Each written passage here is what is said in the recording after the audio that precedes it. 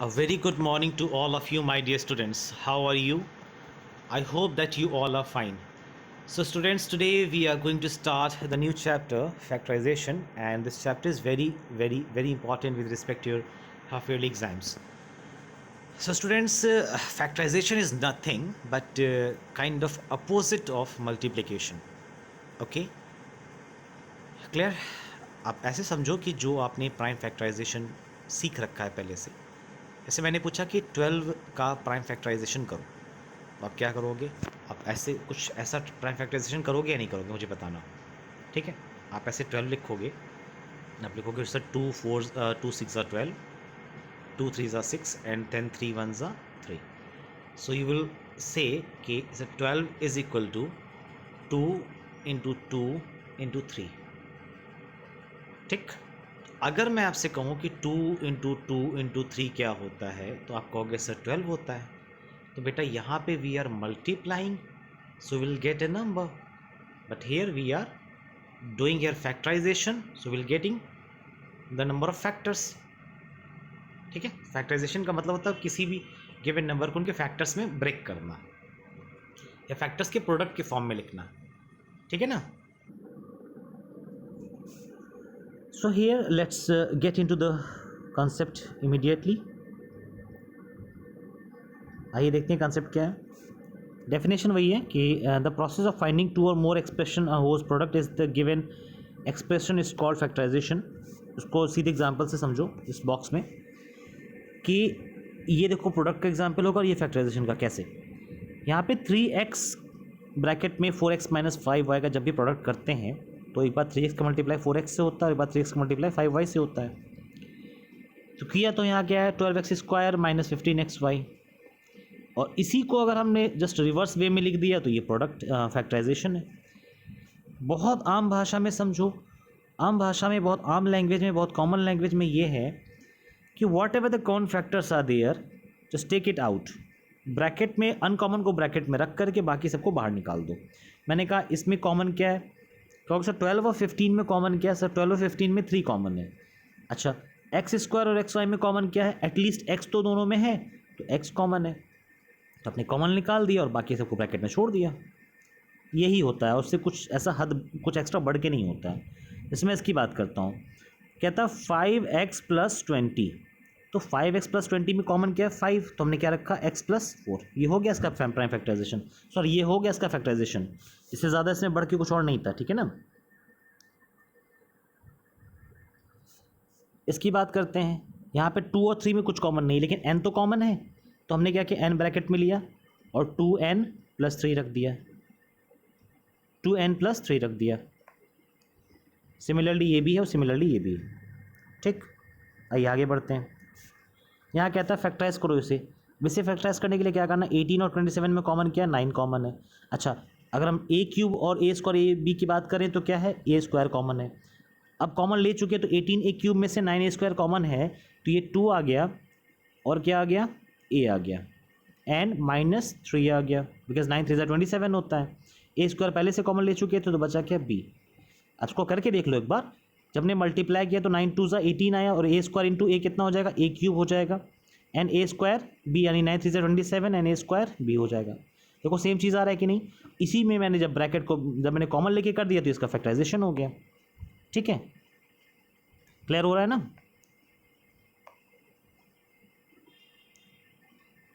अब थोड़ा सा और थोड़े से हाई लेवल पे चलते हैं, थोड़ा सा मतलब देख लेते हैं थोड़ा सा एक लेवल ऊपर। क्या इसमें फैक्टराइज करना है इसको, इस नंबर को पर्टिकुलरली फैक्टराइज करना है। कैसे फैक्टराइज करेंगे? देखो, so what we exactly did कि what we exactly have to do कि हमें ये मालूम है कि कुछ ऐसा सा लिखा हुआ है ये, तो अब हमें यहाँ पे कॉमन लेना है। अपना अपना पर्पस क्या है? इसके पहले वाले एग्जाम्पल में भी क्या था? पर्पस था कॉमन लेना। इन दोनों टर्म्स में, इन दोनों टर्म्स को अगर हम कंपेयर करें तो कॉमन क्या है? आप कहोगे सर दोनों ही टर्म्स में 2x माइनस 3 और 2x माइनस 3y अवेलेबल है, तो बस हो गया अपना काम। 2x माइनस 3y को बाहर निकालो ब्रैकेट में, तो यहाँ क्या बचेगा? 5a और क्या बचेगा? 2b, तो 5a प्लस 2b रख दिया गया। सिमिलरली अगर मैं इसकी बात करूँ तो दोनों ही में कॉमन क्या है? तो स्टूडेंट्स दोनों में कॉमन क्या है? दोनों में कॉमन है 4x प्लस 5, यहाँ पे y स्क्वायर, यहाँ पे पूरा का स्क्वायर और यहाँ पे केवल बिना स्क्वायर के केवल नंबर लिखा 4x + 5y, और यहाँ पे 8 और यहाँ पे 12 है। तो एक बात समझ में आ गया, अगर प्योर नंबर की अगर बात करें, नंबर्स की बात करें, नेचुरल नंबर्स की बात करें, तो we can take 4 as common, we can take 4 as common, और also we can take 4x + 5y as common. Touch हमने जैसे कॉमन ले लिया तो ब्रैकेट के अंदर क्या बचा, तो कहो सर 8 में से 4 बाहर निकाल लिए तो केवल 2 बचा, 4 में से 8 में से 4 बाहर निकाल लिए तो केवल 2 बचा। इसके साथ साथ क्या बचा, इसके साथ साथ क्योंकि 2 बार पावर था ना, पावर 2 था, तो अब यहाँ पे क्या बचेगा, 4x + 5 बचेगा। ठीक, और यहाँ से तो ये भी बाहर हट चुका, और 12 में से 4 हट चुका, तो बचेगा क्या, -3 बचेगा। ठीक है ना, थोड़ा सा कॉम्प्लिकेटेड था, जिसको अगर नहीं समझ में आया तो फिर से रिपीट कर लो वीडियो, ठीक है, आपको समझ में आ जाएगा। क्लियर? अच्छा, अगला स्टेप हमारा था ग्रुपिंग काइंड ऑफ है, कि हम लोगों को ऐसे सिंपली दिया नहीं जाता, हम लोग उसको रीअरेंज करेंगे, फिर ग्रुपिंग करेंगे एंड देन बनाएंगे। अब ये a² + bc + ab + ac, तो पहला काम क्या है, इसको रीअरेंज करना है। ठीक, ये भी फैक्टराइजेशन ही है।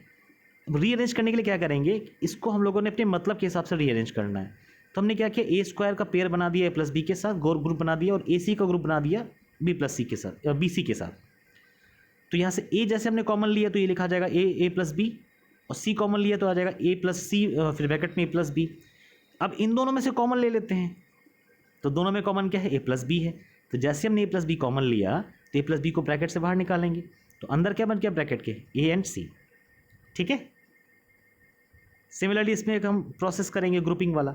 जब यहाँ पे ग्रुपिंग का प्रोसेस करेंगे तो कैसे ग्रुपिंग का प्रोसेस आएगा, ये देखिए, ax² को हमने ग्रुपिंग बना लिया ay² के साथ, देखो, और bx² का ग्रुपिंग बना लिया by² के साथ। बेनिफिट क्या हुआ कि यहाँ पे हमने a ब्रैकेट्स में बाहर निकाल के ब्रैकेट से x² + y² रख दिया, यहाँ पे b बाहर निकाल के x² + y² रख दिया। इसका बेनिफिट क्या हुआ कि हम लोगों ने x² + y² अगले स्टेप में कॉमन ले लेंगे, कॉमन ले लिए, फिर क्या आ गया, a + b। तो ये जो बेसिकली प्रोडक्ट था, या लास्ट में किस में आके ब्रेक हो गया, इसमें फैक्टराइज हो गया। सिमिलर एग्जाम्पल 5 है, सेम प्रोसेस से होगा। ठीक है, अच्छा, इसमें सेम प्रोसेस क्या है, थोड़ा सा एक बार देख भी लो, हो सकता है थोड़ा सा तुमको टफ लगे तो समझ में आ जाए पहले से क्या है। अब यहाँ पे कैसे ग्रुपिंग करनी है, रीअरेंजमेंट करना है, कि हमने इसको एक साथ छोड़ दिया, और यहाँ पे AC और a² c है, तो बट नेचुरल है कि AC और AC दोनों में एटलीस्ट कम से कम AC तो है ही, तो हमने AC बाहर निकाल लिया। AC बाहर निकालने से क्या हुआ, ब्रैकेट के 1 + a अंदर बच गया। अब 1 + a यहाँ भी है, 1 + a यहाँ भी है, तो हम लोगों ने दोनों चीज़ को ब्रैकेट से बाहर लिखा और यहाँ पे लिख दिया 1 + ac। क्लियर हो रहा है ना? चलिए आगे बढ़ते हैं स्टूडेंट्स। सिमिलर प्रोसेस में ये भी xy - pq + qy - px, यहाँ पे हमने क्या किया, xy का पेयर बना लिया हमने px के साथ, और qy का पेयर बना लिया p - pq के साथ। इससे बेनिफिट क्या हुआ कि हम लोग यहाँ से x को बाहर निकालिए, ये बन गया y - p, एंड यहाँ से q को बाहर निकाल लिए और बन गया y - p। तो y - p यहाँ भी है, y - p यहाँ भी है, दोनों ही केसेस में है। So y - p we can take it as a common, तो बच गया क्या अंदर, x + q। Clear? Similar process का फैक्टराइजेशन इसमें भी है, सिमिलर प्रोसेस का फैक्टराइजेशन इसमें भी है। इसमें क्या है, आइए देख लेते हैं। ab x² + y² xy a² + b² something. तो बच्चों देखो इसमें क्या करते हैं, ये एक तरीके से देखो स्टैंडर्ड फॉर्म में नहीं है, स्टैंडर्ड फॉर्म में ये नहीं है। तो स्टैंडर्ड फॉर्म में लाने के लिए क्या करेंगे, first of all will multiply it everything, पहले इसको अच्छे से मल्टीप्लाई कर देते हैं। तो ab x² and ab y² and a² xy and b² xy। अब हम अपने मतलब के हिसाब से ब्रैकेट ग्रुपिंग कर लेते हैं। तो ab x² का ग्रुपिंग कर लिए a² xy के साथ, एंड ab y² का ग्रुपिंग कर लिए b² xy के साथ।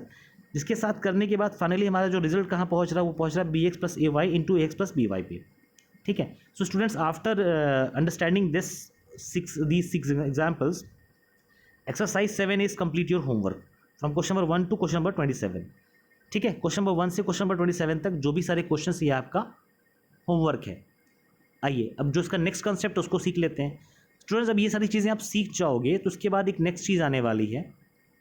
ठीक है, इस नेक्स्ट चीज़ को इस वाले क्वेश्चन में अप्लाई मत करना, इसको आपको उसी तरीके से करना जो मैंने अभी तक सिखाया है। राइट, आइए अब देखते हैं। अब क्या होता है ना कि कुछ हम लोग कुछ स्पेशल टाइप के फैक्टराइजेशन होते हैं, कुछ स्पेशल टाइप के फैक्टराइजेशन होता है, ये देखते हैं कैसे। A square minus b square is equal to a plus b into a minus b. ये फॉर्मूला आपको पहले से मालूम है कि a square minus b square is equal to a plus b and a minus b. तो अब अगर हमें इसको फैक्टराइज करना है तो कैसे फैक्टराइज करेंगे? 49x square minus 16y square को हम इस ए स्क्वायर माइनस बी स्क्वायर के पैटर्न में ब्रेक करेंगे। कैसे? 7x का होल स्क्वायर ही तो होता है 49x स्क्वायर एंड 4y का होल स्क्वायर ही तो होता है 16y स्क्वायर। बोलिए मेरे साथ बच्चों।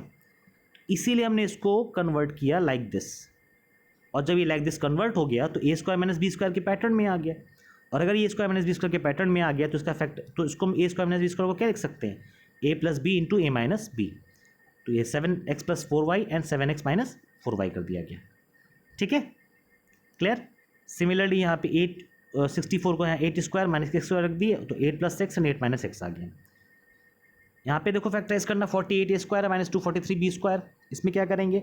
तो सबसे पहले जो चीज़ है हम उसे कॉमन निकाल लिए, तो 3 तो दोनों में कॉमन था, 3 हमने निकाल लिया। कॉमन तो खैर हाँ कॉमन 3 ही था, ठीक है। तो अब क्या बचा? 16 ए स्क्वायर एंड 81 बी स्क्वायर। इसको कैसे लिख सकते हैं? 3 कॉमन छोड़ो, 4 का होल स्क्वायर और माइनस 9 बी का होल स्क्वायर। तो 4 का होल स्क्वायर एंड 9 बी का होल स्क्वायर यानी 4 plus 9 B and 4 minus 9 B हो जाएगा। ठीक है, कहीं कोई डाउट स्टूडेंट्स? आई होप कोई डाउट नहीं होगा। ठीक है, आओ देख लेते हैं फटाफट, इसको भी कंप्लीट कर लेते हैं। ये फैक्टराइज करना है अगला स्टेप। इसमें क्या है? इसमें यह है कि 25 एक्स प्लस वाई का whole square minus 36 x minus 2 y का होल स्क्वायर को हम लोगों ने क्या करना है? 25 क्योंकि 5 का होल स्क्वायर होता है तो हमने उसको 5 को अंदर ले लिया। यहाँ पे 36 को 6 को अंदर ले लिया।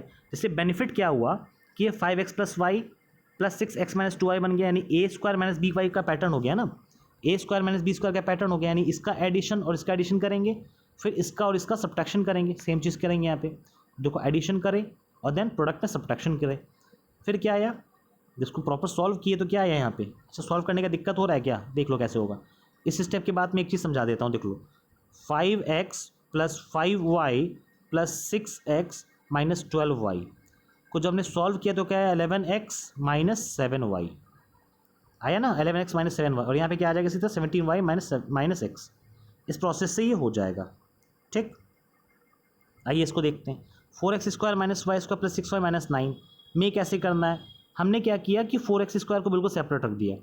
क्या क्या इसका बेनिफिट है? समझो क्या बेनिफिट है। Y square minus 6y plus 9 ना एक आइडेंटिटी पे वेरी करता है, जो आप आइडेंटिटी आप लोग जानते हो कि a square plus b square minus 2ab पे।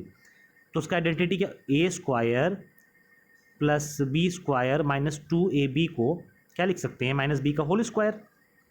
तो बच्चों ये जो लिखा हुआ ना, ये और कुछ नहीं, यही है। वाई स्क्वायर को कैसे लिखेंगे?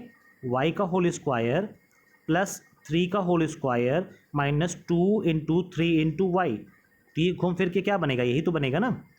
ठीक है, तो यानी ये बेसिकली क्या है? ये पर्टिकुलर जो ब्रैकेट में लिखा हुआ ये है वाई माइनस 3 का होल स्क्वायर। अब यहाँ पे ए स्क्वायर माइनस बी स्क्वायर का पैटर्न बन गया, जहाँ पे ए की वैल्यू क्या है? 2x है और बी की वैल्यू क्या है? वाई माइनस 3 है। ठीक है स्टूडेंट्स, तो यहाँ पे 2x plus y minus 3 and 2x minus y plus 3, sorry 2x plus y minus 3 and 2x फिर माइनस में ब्रैकेट में वाई माइनस 3। तो एट लास्ट क्या आया? 2x plus y minus 3 and 2x minus y plus 3। भाई multiply करेंगे तो plus 2 बन ही जाएगा।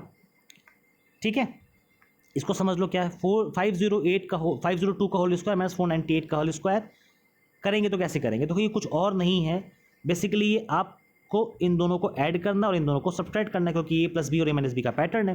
तो हमने जैसे ही ऐड किया क्या बन गया? 1000, और जैसे सब्ट्रैक्ट किया ये क्या बन गया? 4। नहीं, 1000 इंटू 4 क्या हो जाएगा? 4000। सिमिलर प्रोसेस से 8.6 और 1.4 भी हो जाएगा। ऐड किए तो क्या बन गया? 10, सब्ट्रैक्ट किए तो क्या बन गया? 7.2, और मल्टीप्लाई किए तो आ गया 72। तो स्टूडेंट्स आज मैं थोड़ा सा ज़्यादा होमवर्क देने वाला हूँ आप लोगों को। एक्सरसाइज 7A एंड 7B बच्चों दोनों होमवर्क है, बिकॉज ये आपके एग्जाम में आ रहा है, तो I really don't want to delay. ये आपके एग्जाम में आने वाला सिलेबस है हाफ ईयरली में, तो मैं इसको फिनिश करने में कोई डिले नहीं करना चाहता स्टूडेंट्स। सो मैं आपसे एक कमिटमेंट मांग रहा हूँ, आप प्लीज़ उसको करो। 7 और 7B को करने में अपनी पूरी ताकत लगा दो। जहाँ पे जो डाउट पूछ रहा है, जो डाउट आ रहा है, इमीडिएटली मेरे को पूछो, मैं तुम्हें बता दूंगा। But let us 7A 7B नहीं, प्रॉपर इस चैप्टर की मैं बात कर रहा हूँ, और इसको फिनिश करते हैं फटाफट। ठीक है, फिर इसके लोग अपनी स्पीड थोड़ी सी धीरे कर देंगे, कोई इशू नहीं है, बट एटलीस्ट एग्जाम का सिलेबस तो सबसे पहले फिनिश हो जाए ना। ठीक है, so that's all for the day students, thanks a lot. 7 and 7B is your homework. Bye students, take care.